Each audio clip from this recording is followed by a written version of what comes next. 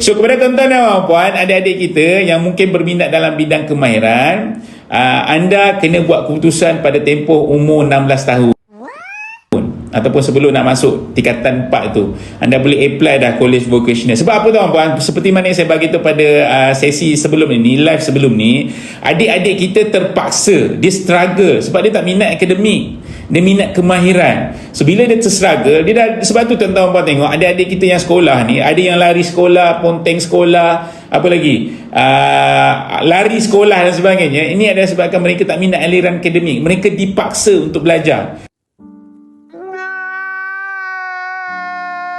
Bukan dipaksa, maksudnya diri mereka dipaksa untuk nak belajar benda yang mereka tak minat.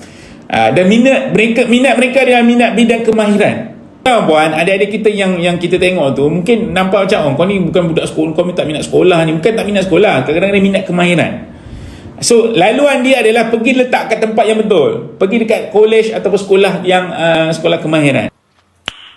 Nice.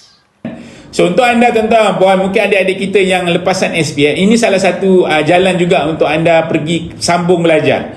Selain daripada akademik, anda apply UPU. Kalau memang betul anda tak minat akademik dah ni, adik-adik SPM tengok ni, adik-adik SPM kalau anda tak minat nak sambung belajar berkaitan dengan akademik, anda pergi bidang kemahiran yang sebenarnya kemahiran tu memenuhi minat anda, bidang anda. Dan minat bidang anda itu ada di kemahiran. Anda minat masak, ada kulinari. Anda minat berkaitan dengan digital, ada digital marketing dan sebagainya.